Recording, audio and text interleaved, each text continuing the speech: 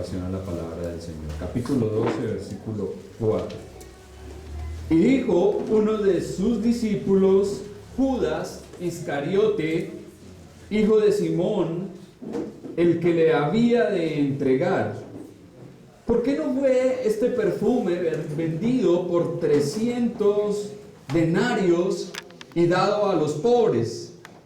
Pero dijo esto no porque se cuidara de los pobres, sino porque era ladrón, y teniendo la bolsa, sustraía de lo que se echaba en ella. Entonces Jesús dijo: déjala, para el día de mi sepultura ha guardado esto, porque a los pobres siempre los tendréis con vosotros, mas a mí no siempre me tendréis. Amén. Estamos en un contexto bastante interesante, en donde nuestro Señor Jesucristo ha llegado a Betania. Recordemos que era una pequeña aldea ubicada a más o menos 3 kilómetros de Jerusalén. Nuestro Señor llega de nuevo a esta aldea después de lo que ha ocurrido con Lázaro. Y allí dice el texto que se hizo una gran cena, se preparó una cena, tal vez en honor a nuestro Señor por lo que hizo con Lázaro. Y estando en aquella cena, una mujer llamada María, hermana de Marta y de Lázaro, según lo vimos el domingo anterior, tomó una libra de perfume de nardo puro y ungió los pies del Señor Jesucristo. Y luego de haberlos ungido, empezó a enjugarlos con sus cabellos. Y explicábamos este acto de servicio, de humillación, de entrega y de adoración que hizo María. También hablábamos de lo costoso que había sido este perfume. Ahorita vamos a mirar más adelante realmente cuánto costaría en nuestro contexto. Lo cierto es que en ese contexto aparece uno de los discípulos, Judas Iscariote, hijo de Simón y el que le había de entregar. Mientras que en el Evangelio de Mateo no se menciona un nombre propio, en este Evangelio Juan evita cualquier posibilidad de confusión. Entonces lo identifica plenamente y dice: Judas Iscariote, hijo de Simón, uno de los 12 y el que le había de entregar. ¿Qué tal? Como para que no queden dudas de quién se trataba. Después de contemplar tan santa escena de agradecimiento, devoción, amor y rendimiento absoluto, y de presenciar una acción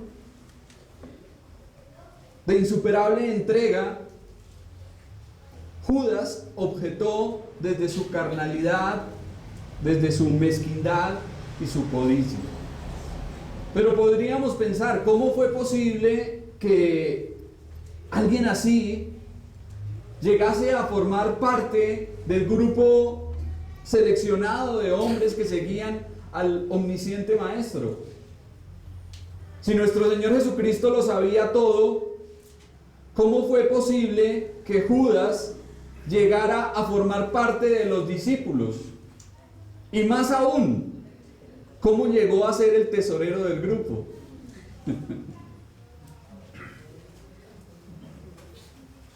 ¿Será que nuestro Señor no sabía qué clase de persona era Judas Iscariote?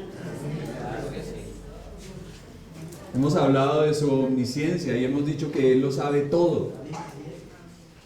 Claro que nuestro Señor sabía qué clase de hombre era Judas. No sé si a usted en su empresa o o en su negocio le gustaría llevar o tener a alguien de tesorero sabiendo que es un ladrón?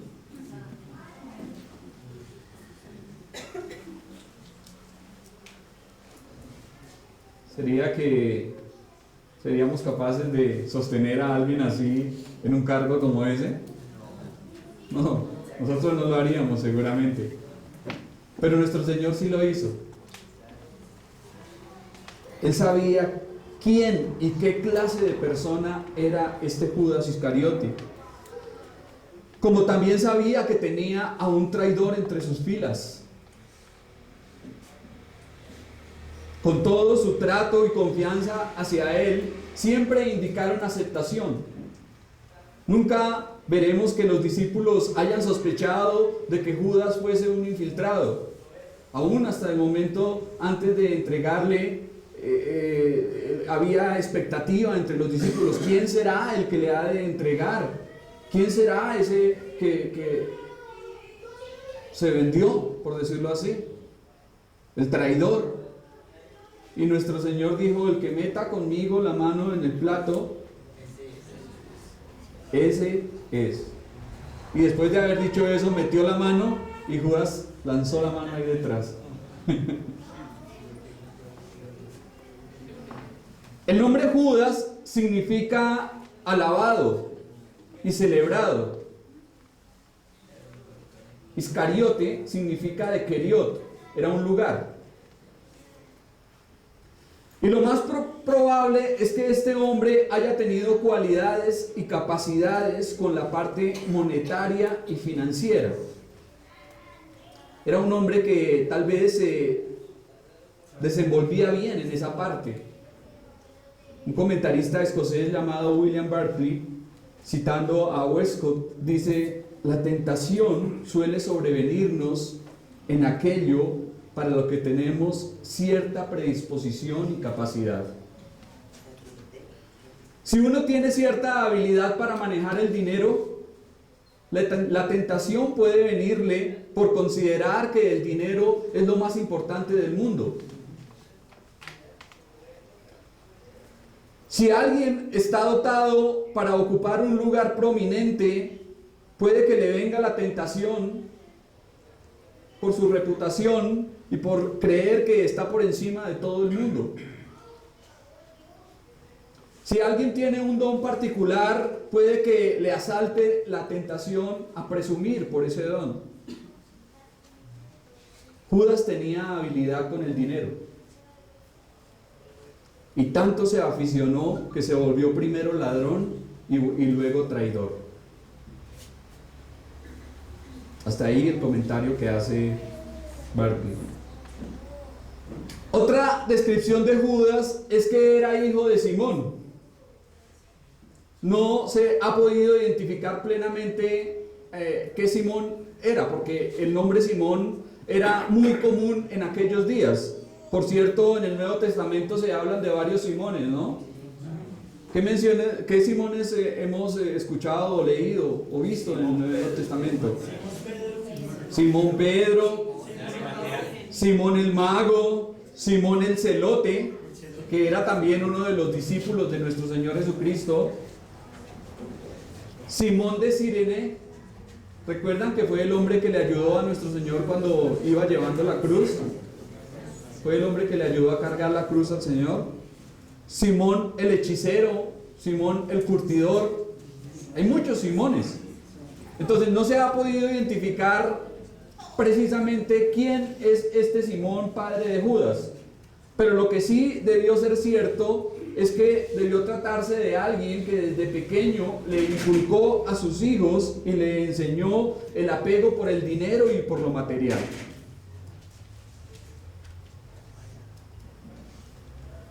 No ha de sorprendernos encontrar cómo los hijos tienen las mismas características de sus padres.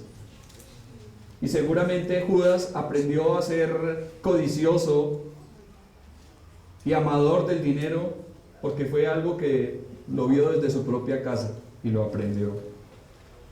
Y finalmente dice nuestro texto: el que le había de entregar, o el que estaba a punto de entregarle.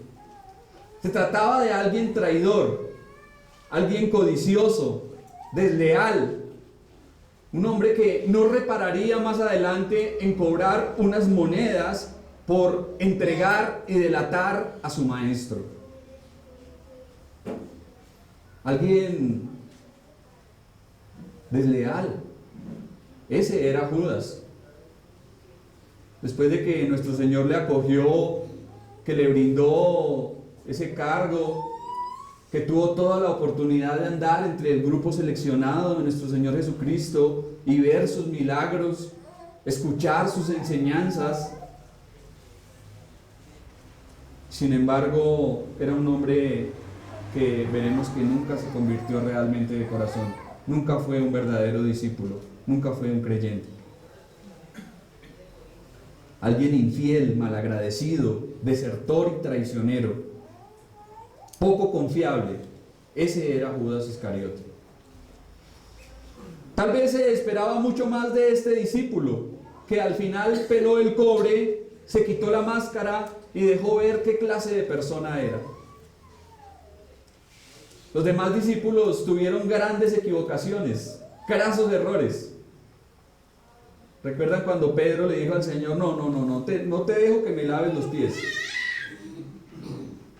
En cierta ocasión, Jacobo y Juan le dijeron al Señor, más específicamente la mamá, ¿por qué no permites que uno de mis hijos se siente allí cuando tú estés allí? Uno se siente a tu diestra y el otro a tu siniestra.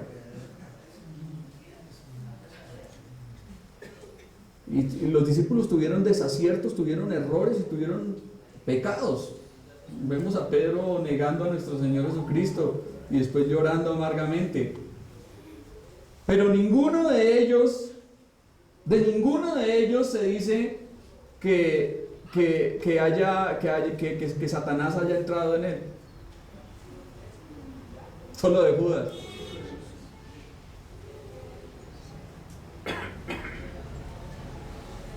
De ninguno de ellos se puede hablar tan mal con sinceridad como de Judas. Era el hombre que pasó al prototipo en la historia como la traición y la deslealtad. Siempre que se habla de Judas se asocia con lo malo, ¿no? Con la traición. Versículo 5. ¿Por qué no fue este perfume vendido por 300 denarios y dado a los pobres? El comentario malhumorado de Judas se debió al presenciar horrorizado cómo un perfume de tan alto precio se escurría por el suelo. En este pasaje podemos ver lo costoso que era el ungüento de María. Y si el salario de una persona era de 1 denario, si a un hombre se le pagaba una monedita de plata por el trabajo de un día, 300 denarios, ¿a cuánto equivalía? Casi el salario de 1 año. Quise hacer la conversión a pesos, a nuestra moneda colombiana. Si el sueldo actual, el salario mínimo legal vigente está en 825,000 pesos, lo dividimos en 30, saldría a 27,500 pesos el día de trabajo. Ahora, si multiplicamos 27,500 por 300, nos daría una cifra de 8,250,000 pesos. Es decir que en nuestra moneda, el perfume que María regó a los pies de Cristo valdría 8,250,000 pesos.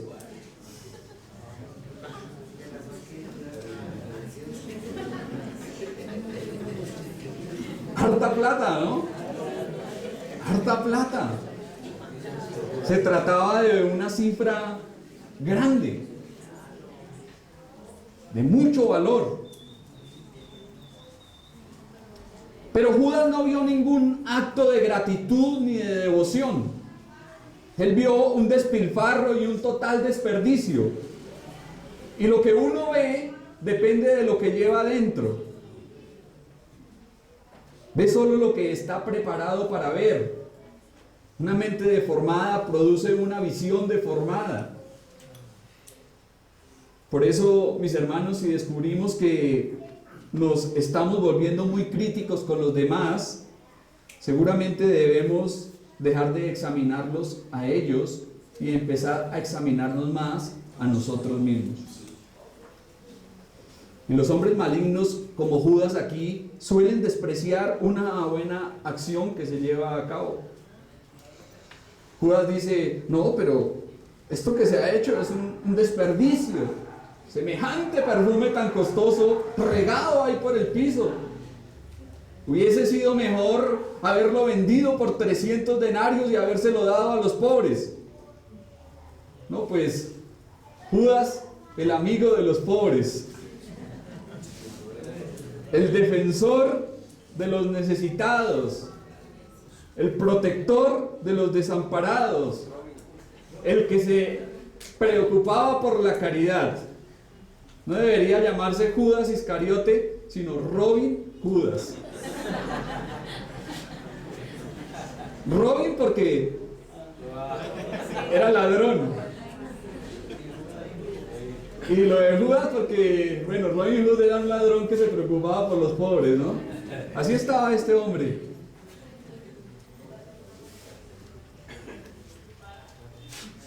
No, pero los pobres, pero qué desperdicio tan grande.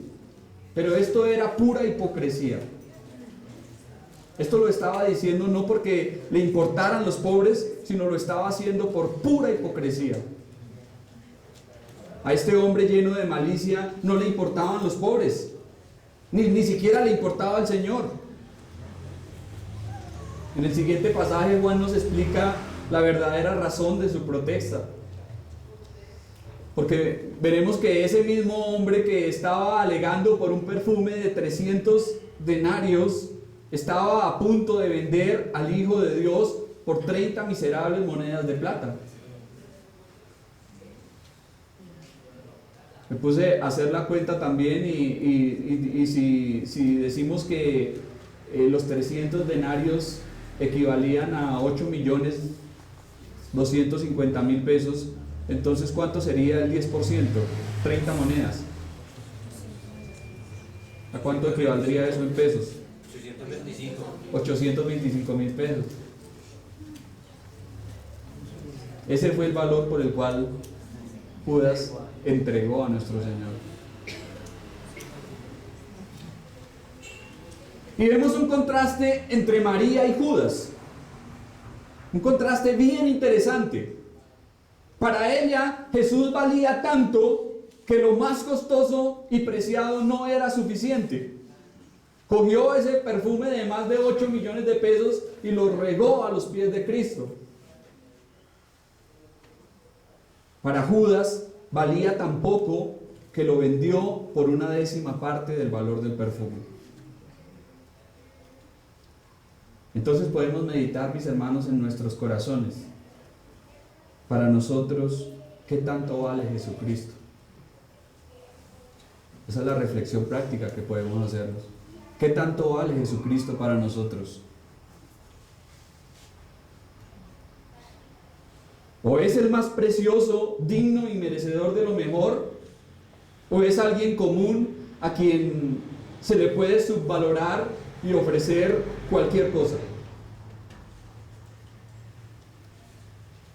¿O es el todo? ¿O es el más importante y el más especial que merece lo mejor? ¿O es alguien cualquiera a quien se le puede dar cualquier cosa común? Judas consideró equivocada la conducta de María y por eso la culpó de despilfarro, cuando en realidad tenía un concepto demasiado pobre de la dignidad y persona de Cristo.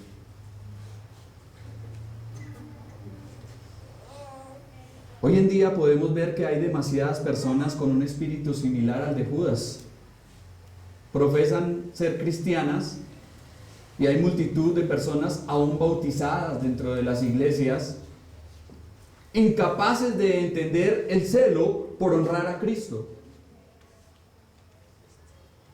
Se les habla de un gran desembolso de dinero para impulsar el comercio o alentar la causa de la ciencia y lo consideran correcto y aconsejable. Pero si se les habla de invertir en la predicación del Evangelio, en la propagación de la palabra de Dios, para difundir el conocimiento de Cristo, y claramente dirán, uy no, qué desperdicio, qué gran desperdicio. En vano esperaremos que alguien haga mucho por el Señor si no es consciente de la deuda que tiene para con Él. Si nosotros no entendemos lo que nuestro Señor Jesucristo ha hecho por nosotros, difícilmente estaremos dispuestos a darle algo bueno. Solamente las personas que saben y que entienden la gran deuda que tienen para con su Señor serán aquellos que de esa forma dirán, como dijo David en determinado momento, no ofreceré a Dios algo que no me cueste. Versículo 6. Pero dijo esto no porque se cuidara de los pobres, sino porque era ladrón y teniendo la bolsa sustraía de lo que se echaba en ella. Juan añade rápidamente que lo dicho por Judas no fue porque tuviese amor por los pobres o compasión por ellos, sino porque era un codicioso, avaro, hambriento, ansioso por el dinero. El evangelista nos muestra el verdadero carácter de Judas y la razón por la que habló como lo hizo. Era un hombre codicioso hasta el tuétano. Y esa santurrona sugerencia con fachada religiosa realmente lo que buscaba era esconder su codicia y su apego por las cosas materiales, por el dinero específicamente. Tal vez Judas pensaba, bueno, si ese perfume se puede vender por 300 denarios, ¿cuánto me podré robar de eso? ¿Cómo voy y vaya? De esos 300 denarios, ¿cuánto podré meter la mano y sacar para mi propio bolsillo? De pronto 50, o tal vez 100, o de pronto los 300. Tal vez Cristo no se da cuenta y los discípulos pues tal vez han visto que hasta aquí no ha habido ninguna sospecha de nada, tal vez me pueda robar todo, ¿no es cierto? Seguramente pensaba. Y el argumento de Judas se suele repetir muy a menudo en la actualidad. Muchas personas agregan y aparentan gran preocupación por los pobres cuando en realidad no les importa en lo más mínimo. ¿Cuánta gente no ha robado y se ha lucrado e enriquecido a nombre de la beneficencia? Dicen, no, es que nosotros nos preocupamos por la gente necesitada, es que a nosotros la caridad nos importa, tenemos que ayudar a la gente pobre. Incluso leía la biografía de una mujer a quien muchos consideran santa. Creo que ya el Vaticano la canonizó. Y esa mujer, dicen ellos, era una santa porque ella, según lo dicen, ella se quitaba el pan de la boca para dárselo a los pobres y a los menesterosos. Pero la realidad era otra. Explicando bien en la biografía de esa mujer, la realidad era otra. Ella recibía y se llenaba de todo lo que le llegaba del mundo, porque era el mundo entero el que le daba dinero y ofrendas y cosas para lo que ella hacía. Y esta mujer realmente vivía como una reina, mientras que los que estaban a cargo de ella vivían con una ración, casi que muriendo de hambre. Y a nombre de la caridad se hizo famosa. pero realmente vamos a ver si ella vivía como vivían las personas que estaban a cargo de ella. Y ese es el espíritu de Judas. Ay no, qué preocupación por los pobres. ¿Sí? ¿No había sido mejor haber vendido ese perfume tan caro y habérselo dado a los pobres? Pero no porque le interesaran los pobres, sino porque era un ladrón. Muchos han seguido el ejemplo mezquino y ruin de Judas. Luego nos dice el texto que era ladrón. Era el que llevaba la caja del dinero, la cartera, la bolsa o el fondo común. Y siendo el encargado de llevar esos dineros, él sustraía. Él metía la mano y tomaba para sí. Y eso es una acusación grave, ¿no? Lo que nos muestra aquí Juan en su evangelio es una acusación grave de lo que Judas hacía. Era ladrón y metía la mano y robaba de lo que entraba en la tesorería de nuestro Señor. Ahora, vemos que Judas siempre fue alguien fraudulento y corrupto. Realmente ese hombre nunca se convirtió. A pesar de andar más de 3 años con nuestro Señor, siendo un testigo, viendo lo que el Señor Jesucristo hizo, viendo los milagros, viendo el poder, viendo todo lo que nuestro Señor hizo, escuchando esas gloriosas y excelsas enseñanzas, y sin embargo era una persona que estaba ahí agazapada, camuflada, solapada, haciéndose pasar por discípulo de Cristo sin realmente serlo, sin haber tenido un verdadero cambio en su corazón, sin haber sido convertido. Entonces, ¿será que podemos encontrar en la iglesia actual hombres como Judas? ¿Qué creen ustedes? Seguramente hay muchos. Seguramente hay muchos como Judas en la iglesia actual que están ahí. No existe prueba alguna de que Judas haya tenido la gracia de Dios en su corazón. No hay prueba para llegar a pensar que Judas fue un hombre que haya sido salvo. Ahora, no podemos pasar por alto el resaltar aquí el asombroso poder que tiene el amor al dinero. Bien hace el apóstol Pablo en describirlo, llamarlo como la raíz de todos los males. ¿Qué dice Pablo? ¿Recuerdan que lo vimos por ahí en su carta a Timoteo? Porque raíz de todos, no de algunos, sino de todos los males, es el amor al dinero, el cual, codiciando algunos, se extraviaron de la fe y fueron traspasados por muchos dolores. Si hay algo que se advierte constantemente en el Nuevo Testamento, son 2 cosas, 2 advertencias que son repetitivas y reiterativas a lo largo del Nuevo Testamento. Una de ellas es la fornicación y el adulterio, el pecado sexual, y la otra es el dinero y el amor por el dinero. El amor al dinero venda los ojos, los oídos y hace que los hombres sean peores que bestias salvajes. Usted me dirá, uy, pero qué exagerado este hermano. ¿Cómo exagera en esta mañana? Mire cómo se tratan las familias cuando mueren las cabezas principales y queda dinero de por medio. Y usted va a encontrar hermanos agarrados, insultándose, dándose puños. No, es que eso es mío.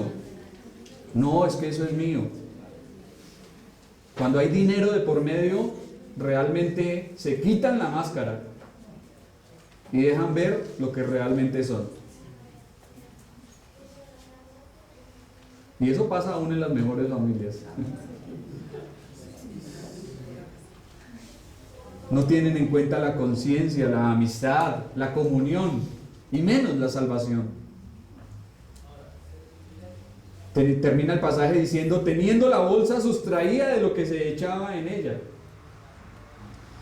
Cargando el monedero del grupo, Judas metía la mano y tomaba para sí lo que podía.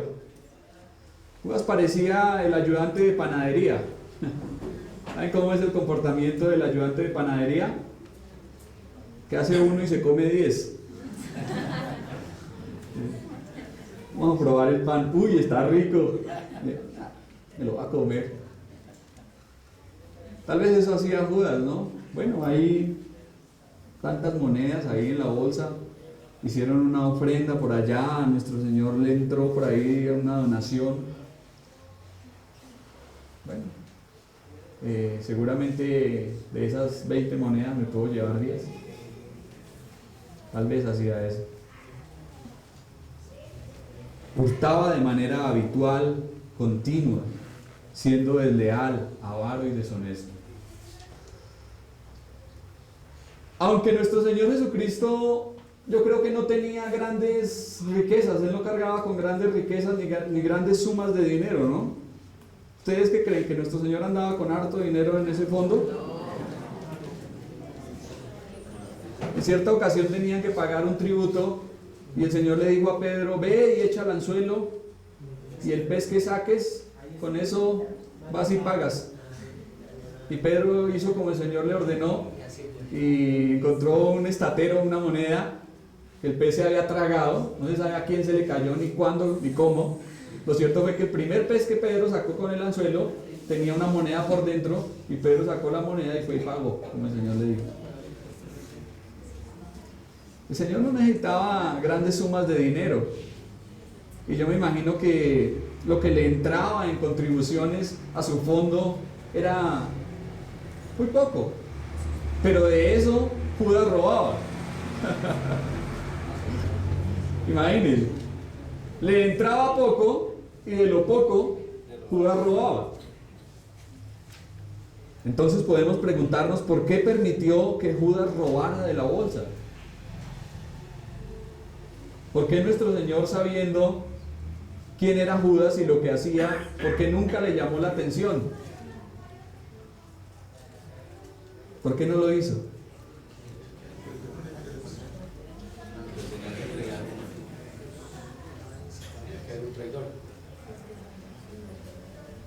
Nunca le dijo nada al respecto.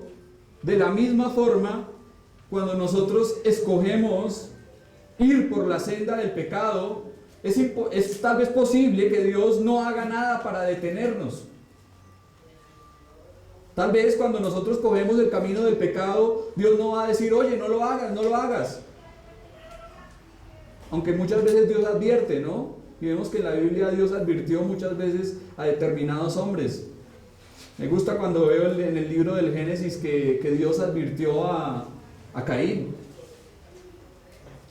Caín estaba aburrido y le dijo Dios, si bien hicieres, no serás enaltecido, y si no hicieres bien, el pecado está a la puerta. Con esas palabras le estaba diciendo, ten cuidado, porque va a ocurrir algo, puede ocurrir algo muy grave. Sin embargo, hizo caso omiso a las palabras de Dios, invitó a su hermano a dar un paseo por el campo y sabemos en qué se desencadenó la historia, ¿no?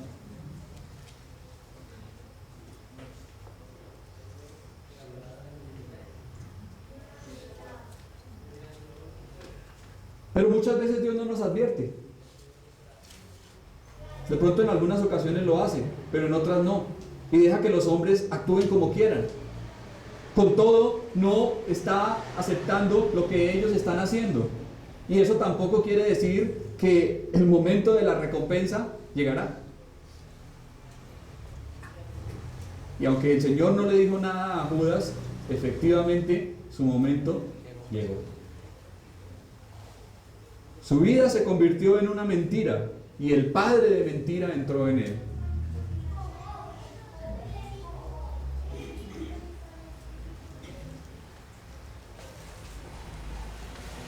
Por último, el caso de Judas es un llamado de atención para tener cuidado con el asunto del dinero, el cual, si se tiene en las manos, es una tentación y una trampa en la que muchos han caído.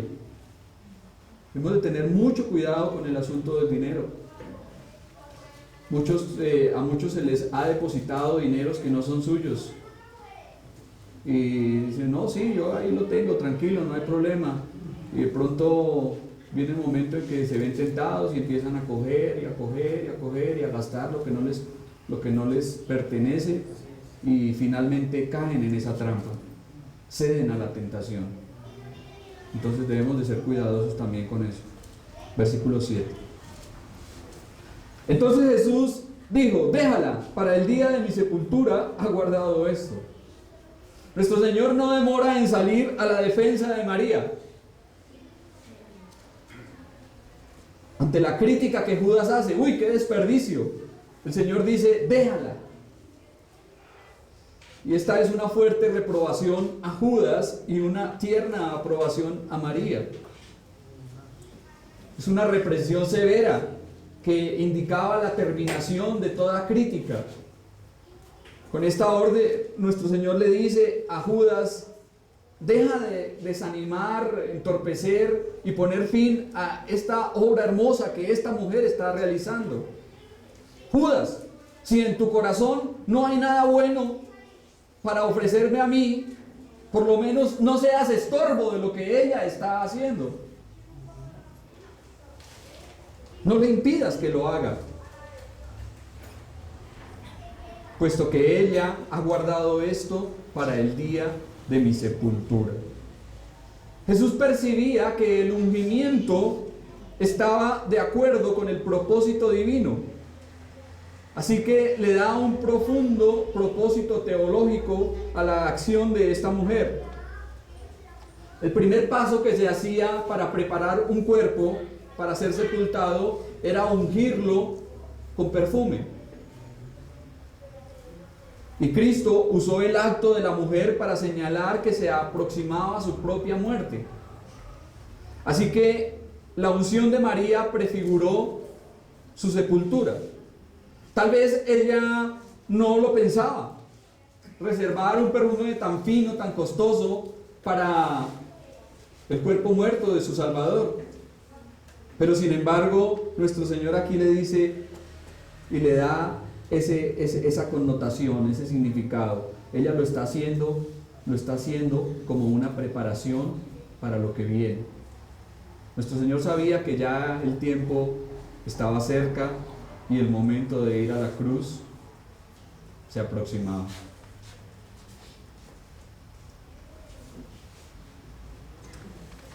Pero como el tiempo estaba tan cerca, fue un acto de generosidad conveniente y oportuno. Fue lo más apropiado. El cuerpo de nuestro Señor Jesucristo, después de muerto, no fue perfumado, no fue ungido. Entonces, lo hecho por María aquí anticipó ese evento. Normalmente en una cena como la que estamos hablando, la gente se ungía como motivo de gozo y de festejo. Sin embargo, aquí vemos que la unción de María, nuestro Señor la identifica como algo diferente, como lo contrario. Ahora, ¿qué pudo haber sentido Judas después de semejante vaciada? ¿Cómo quedaría? ¡Déjala! ¿Cómo quedaría Judas? Por lo visto, ese perfume se perdió. La platica se perdió. De aquí no voy a sacar nada.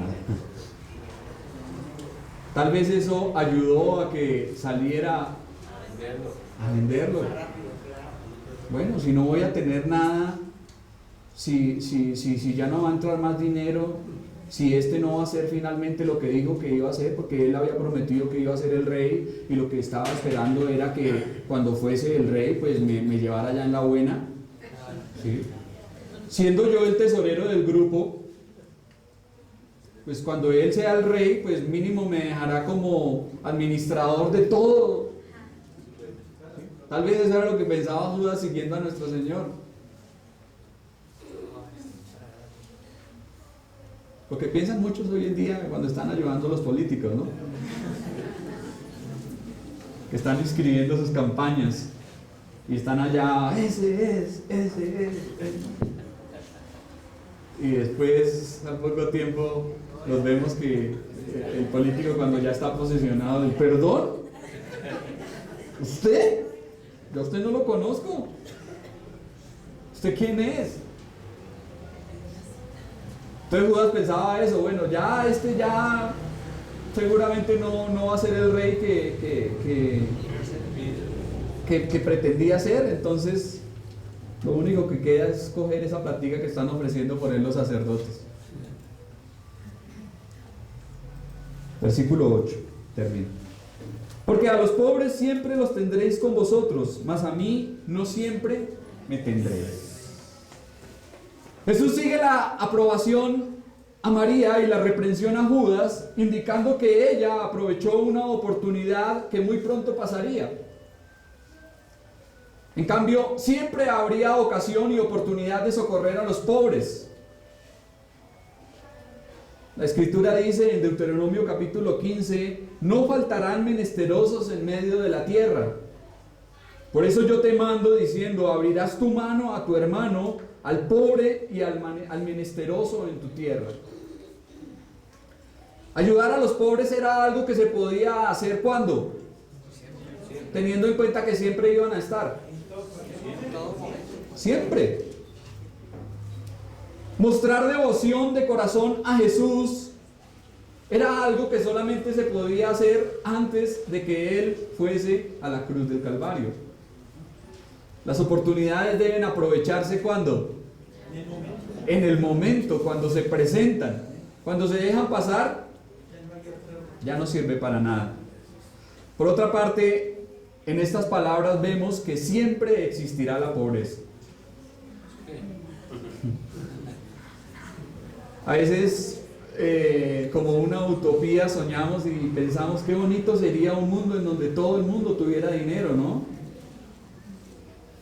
Qué bonito sería un mundo en donde no haya gente necesitada, ni pasando necesidades, que gente que no aguante hambre, que todos tuvieran por igual. Y alguien dijo, si cogiésemos todas las riquezas que hay en el mundo, todas las riquezas del mundo, y las repartiésemos por igual a cada quien, y a todos les diéramos lo mismo, al cabo de poco tiempo, los ricos volverían a ser ricos y los pobres seguirían siendo pobres. ¿Por qué razón?